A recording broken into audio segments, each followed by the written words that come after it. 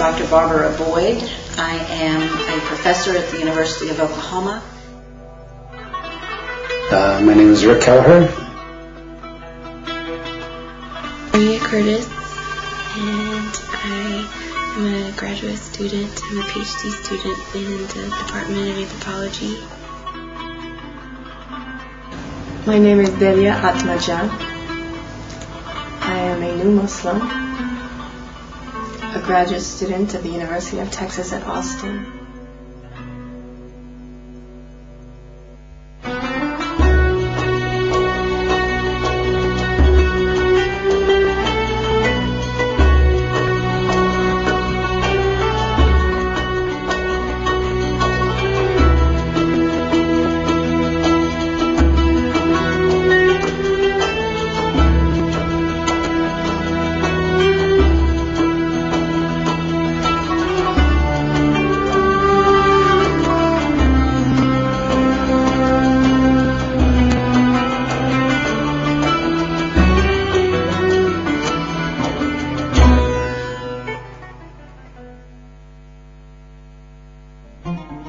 These people lived in the vast territory of the United States that is home to 280 million, unaware of one another's presence, until a few young Turkish men, whom they knew to be respectable and courteous, invited them to Turkey.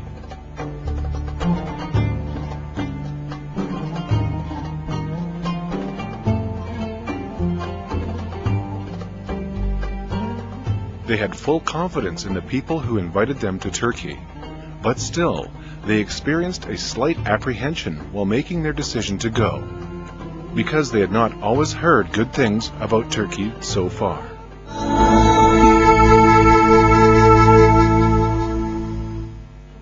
My image, let me back up to one of the earliest images I ever had of Turkish people. And that image was shown in a movie called Midnight Express. And it was about a Turkish prison. I expected Istanbul to be a rather primitive place, maybe like some of the cities in Africa I visited. I expected the Islamic people to be hostile towards me as an American. Are you kidding? Turkey?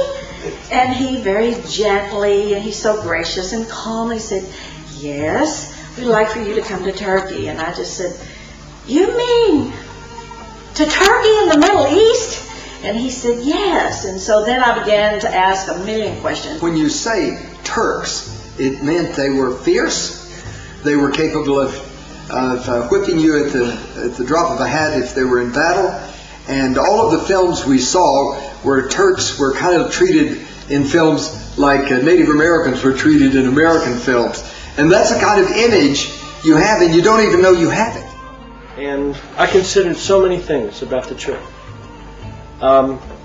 Friends told me not to go. Friends said, no, you don't want to go to Turkey now. It's dangerous. One said, if you go, you might be beheaded. I agonized over the decision to go. I really wasn't sure whether I should go. But after about 3 weeks of thought, something beckoned me, and I felt almost a mystical pull. So we went.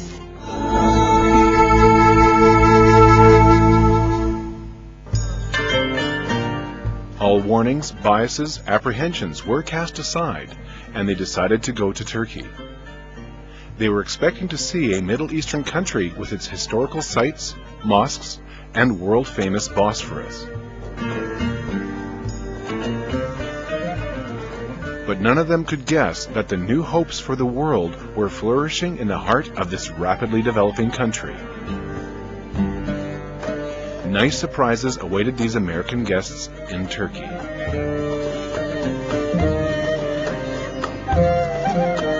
For example, they would compete amongst themselves to, when we're having dinner or something, they would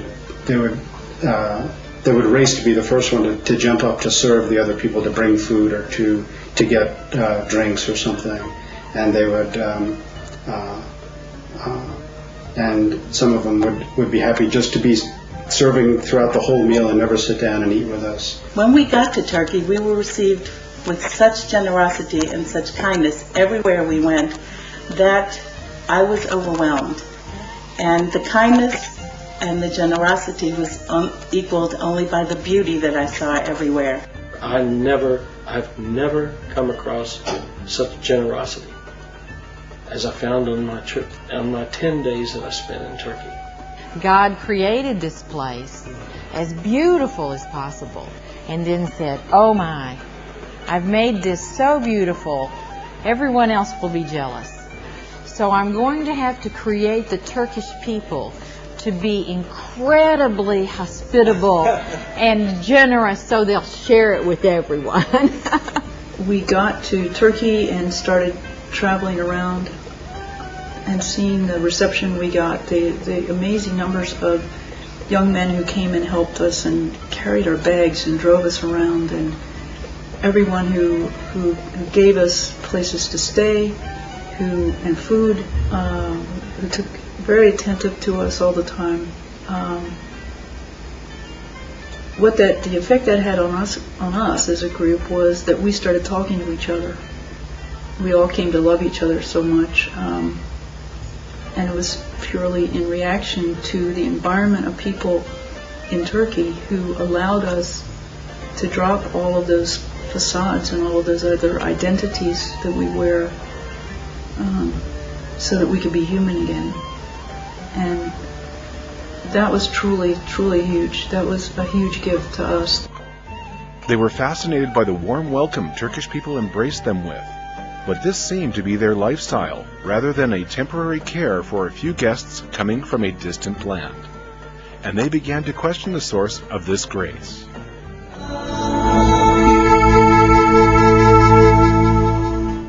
We were welcomed with open arms. We were certainly blessed, but we also heard strongly from our hosts that they were blessed as well as I'm sure in the Quran that relate to the gift of the stranger, the gift of the other. Later to find out that this is the teachings of the Prophet, and another step of my learning to deeper.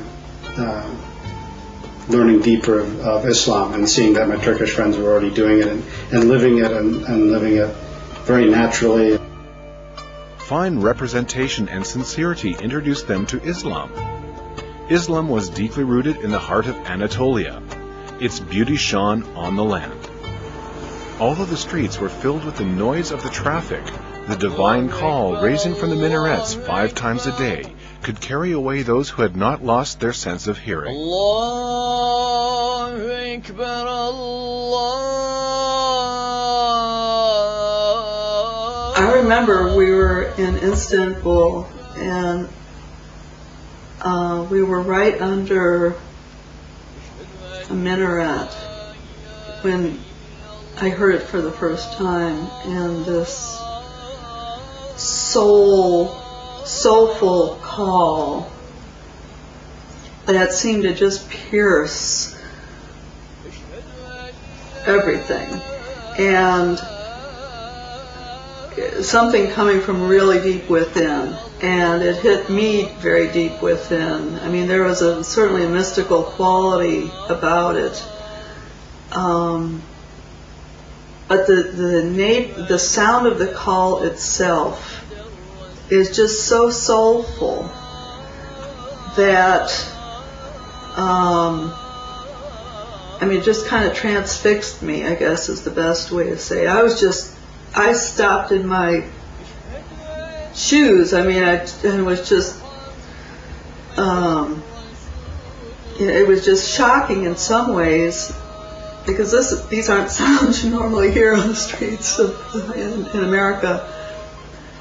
And yet it was so unifying. It felt like, okay, here was a call to the people in the community to come together. This was the time to come together. The azan, which resonates 5 times a day in this land, carried completely different meanings for a foreigner who had never heard this divine call. Sometimes a beautifully called azan from the minaret of a modest mosque sufficed to open the doors of many hearts.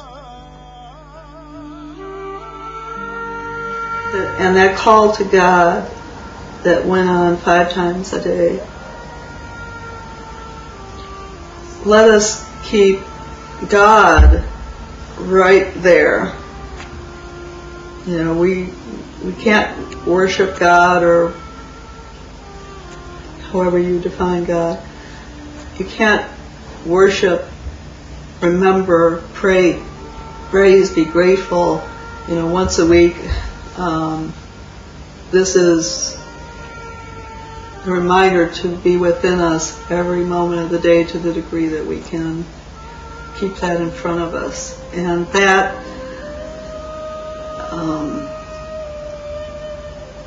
that's what the calling did for me. I guess as an American thought, mosques are these real big places like the Hagia Sophia, and we saw that, and we saw these big the blue mosque and these big mosques. This mosque was this little thing, that would fit maybe 20 people, and it was very, very humble in there, very humble, and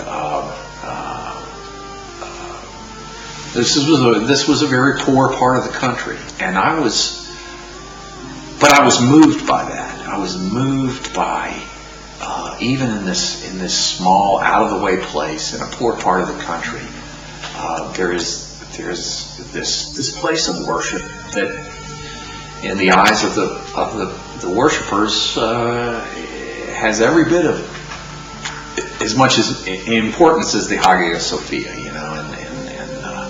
and I was impressed by that, moved by that. I went to the first mosque that I had ever entered when we went to Izmir, and to watch the men praying, I was upstairs because I'm a woman. When I first saw the men praying, it brought tears to my eyes. I was not prepared to see what I saw. I lived in Germany for 4 years. I've been all over Europe. I've seen the most beautiful cathedrals in the world. I've looked at the rose window of Notre Dame, of the Sainte-Chapelle in Paris, the Cathedral of Chartres, the Dome of Bamberg. I've never seen such beauty. I've never seen such architecture as the Blue Mosque. When I went in the Blue Mosque and took off my shoes,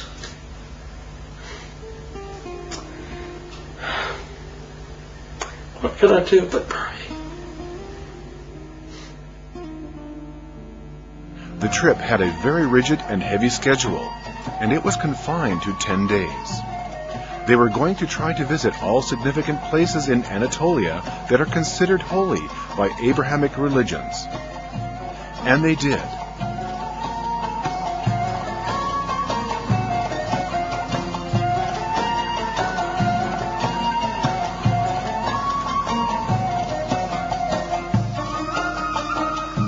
One of the guests joked that Turks knew how to eat, but they didn't know how to sleep. The group set off at dawn every day, but nobody complained, because there was so much to see in this land. And not only things of the past, but also of today, and even tomorrow.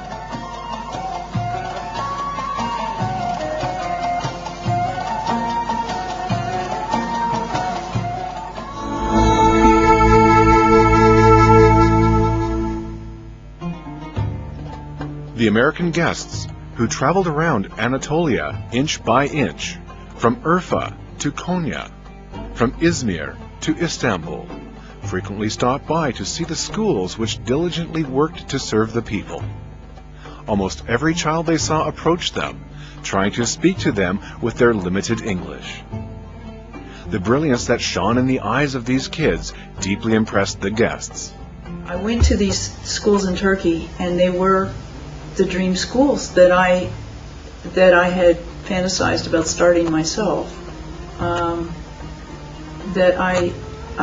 We would go into the schools, and the kids were happy, they were friendly, they were polite, and they were eager to engage, to talk. I couldn't spend enough time with them. I wanted to talk to all of the kids. They seemed so thrilled to see us at the elementary schools. I mean, these kids were so joyful. they were giggling and having, sometimes racing through the hallways. They're obviously very happy children.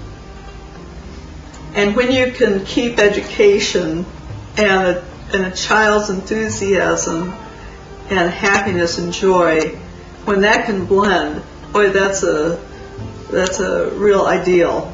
But we had a great conversation, as much as we could understand. I saw in their face joy. I saw in their face happiness. I saw a great deal of energy and vitality.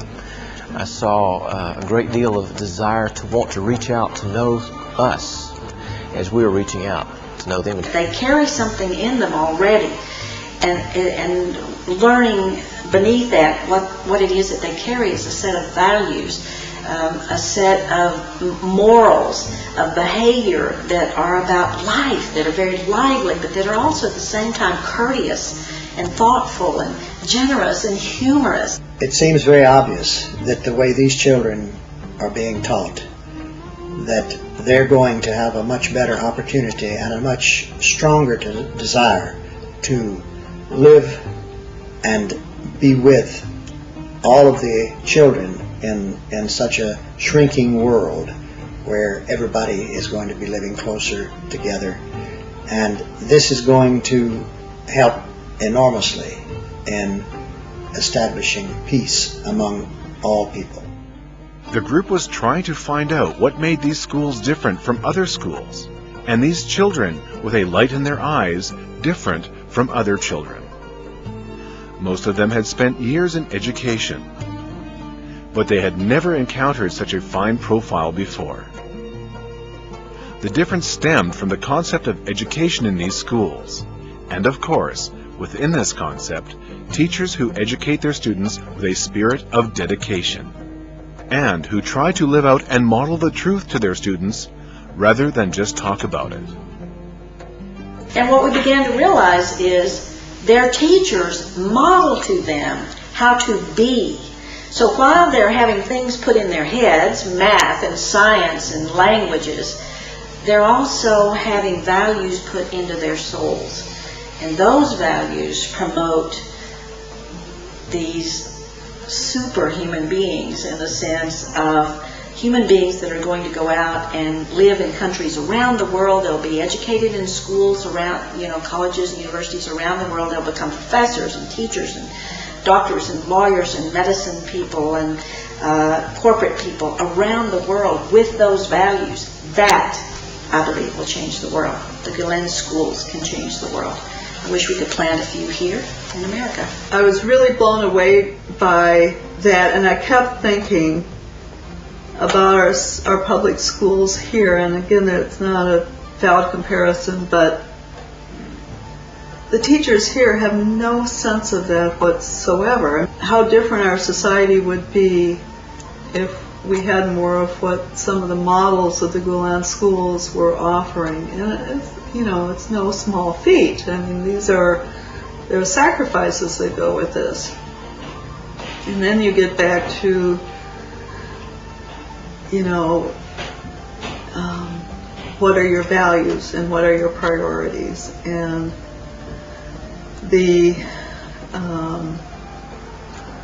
to see the school, the students working in the evenings and not watching television, studying in groups,